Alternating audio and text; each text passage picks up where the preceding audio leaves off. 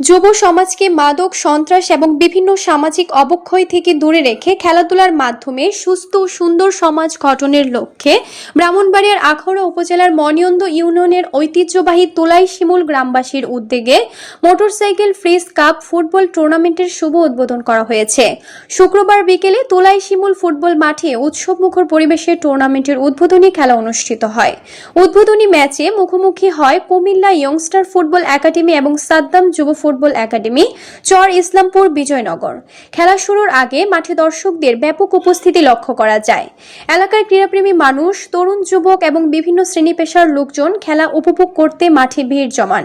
খেলার শুরু থেকেই উভয় দল আক্রমণাত্মক ফুটবল প্রদর্শন করে। মাঠ জুড়ে ছিল টানটান উত্তেজনা ও প্রতিদ্বন্দ্বিতাপূর্ণ লড়াই। দুই দলের খেলোয়াড়রা নিজেদের সেরাটা উজাড় করে দিলেও নির্ধারিত সময়ে সাদ্দাম যুব ফুটবল একাডেমি একটি গুরুত্বপূর্ণ গোল করতে সক্ষম হয়।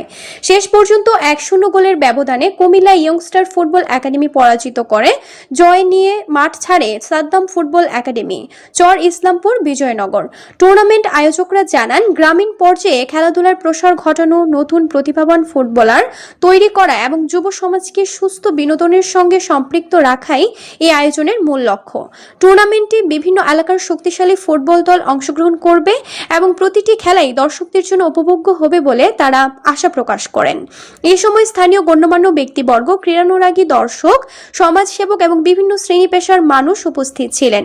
উদ্বোধনী দিনের সফল আয়োজন ও দর্শকদের স্বতঃস্ফূর্ত অংশগ্রহণে আয়োজকদের মধ্যে সন্তোষ প্রকাশ করতে দেখা যায়। খেলাধুলার প্রতি তরুণদের আগ্রহ বৃদ্ধি এবং সামাজিক সম্প্রীতি জোরদারে এমন উদ্যোগ গুরুত্বপূর্ণ ভূমিকা রাখবে বলে মনে করছেন স্থানীয়রা। টুর্নামেন্টের চ্যাম্পিয়ন ও রানার আপ দলের জন্য আকর্ষণীয় পুরস্কার হিসেবে মোটরসাইকেল ও ফ্রিজ রাখা হয়েছে, যা খেলোয়াড় ও দর্শকদের মধ্যে বাড়তি উৎসাহ সৃষ্টি করেছে।